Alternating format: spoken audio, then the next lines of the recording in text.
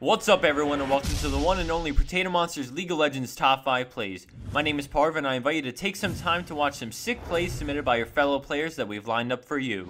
At number 5 we have Svetcha playing on Misfortune, and I'll toss a shout out to the Nunu that made it all possible. So as you can see, MF has been caught off guard when suddenly an Asherah comes in and she starts to take some huge damage, but we see Nunu run into position as MF catches that, so she flashes over the wall, baiting them to run through the brush as Nunu starts his ult, followed by MF for the amazing 3-for-0 exchange wombo combo style.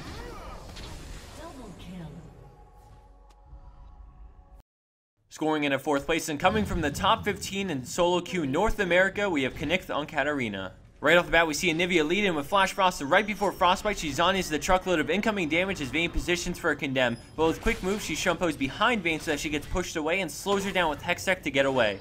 2 seconds to think while in Zhonya's, and a brilliant escape despite having no health. What a play.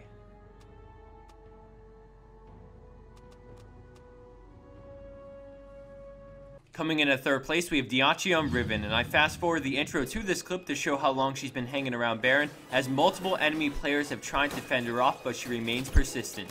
As things simmer down and the enemy Vayne heads back to do Baron, she comes back and waits patiently in the brush. Out of the blue, Mumu Bandage tosses in, so she stuns and begins kiting him around the bend as GP uses his ult. She then randomly turns around, spotting Baron's low health, activating her ult and sending it through the wall to just barely steal it, despite the many distractions all around her. From start to end, she managed to hang in there for about a minute as the enemy team tried to stop her in any way they could, but with careful timing and great awareness, Diachi pulls off the clutch Baron steal and beautiful escape. Flashing her way into her number 2 spot for this week is Dreamy Ant on Cassiopeia, but don't blink for a second as she immediately flashes to the wall, landing a sick ultimate on 3 enemy players that were about to stomp on Warwick and Caitlyn. She chases them down, just barely landing her Q to maintain the movement speed required to snag the triple in an amazing turnaround play. And for our number 1 pro play for this week, we have Kia on Alistar playing in a high elo bracket. As you can see, the enemy team has caught them off guard bottom lane, and Cassiopeia lands to slow it down, but then Shyvana ults in front of him, so he's going to lead it with Headbutt to gain some distance, and then ult pulverizes, barely staying alive as they get away while Skyaz picks up the double kill. They then pursue the Cassiopeia, picking up 3 kills for Corki in an insane overall play by support Alistar.